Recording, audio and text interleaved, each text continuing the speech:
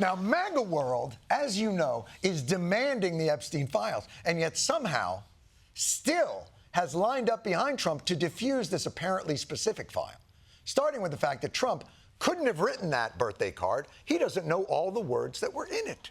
Somebody did an AI search, and out of decades and decades and decades of being a public figure and now a political figure, Donald Trump has never used the word enigma.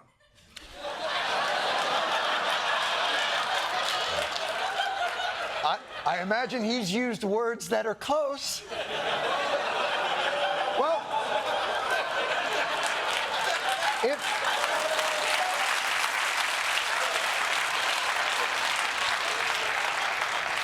Well, if AI cannot find reference to the word enigma in all of Donald Trump's communiques over the roll 212. I'm first, Carson's second. Now, Carson's an enigma to me. Carson's an enigma. He knows the word.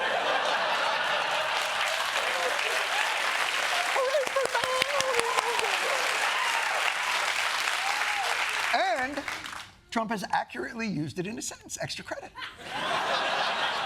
Is there any other exculpatory evidence? The Wall Street Journal, they got the following on-the-record quote from Trump that said in part, "I never wrote a picture in my life." He then doubled down on his social media platform, posting, "I don't draw pictures." Yes! Donald Trump neither writes pictures nor draws pictures. Which, as the experts will tell you, are the two leading causes of pictures.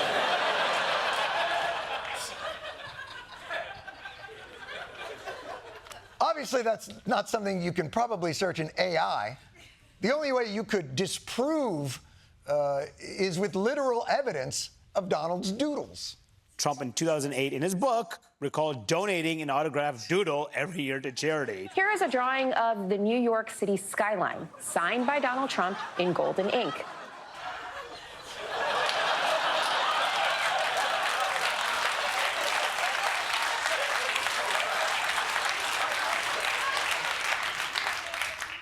What building in New York City has pubic hair? I'm sorry. Pubic hair. Pubic hair! Oh, pubic hair! I guess this makes Donald Trump just another world leader we wish had just stuck with art. No.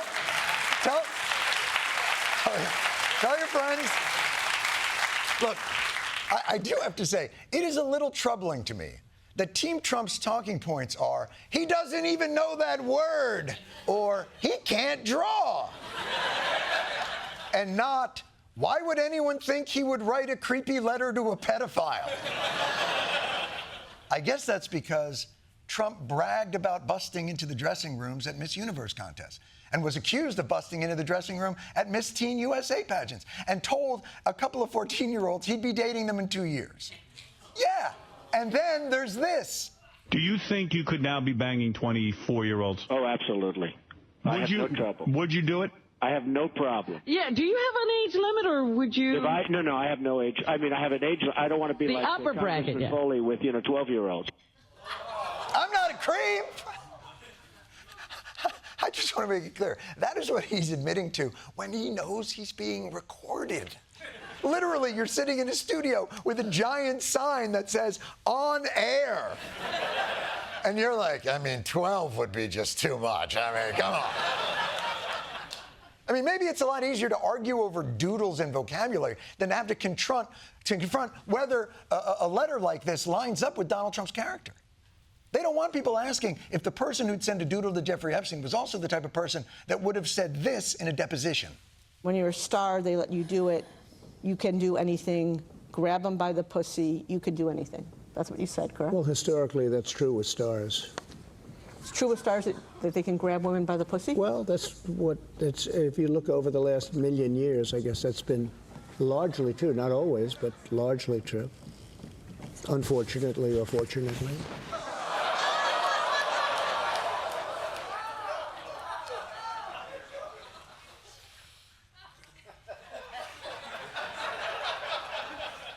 guy's such an enigma.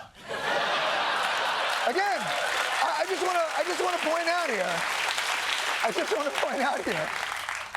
Under oath, fortunately or unfortunately, under oath, he doesn't take a position on whether the coerced pussy grabbing is fortunate or unfortunate.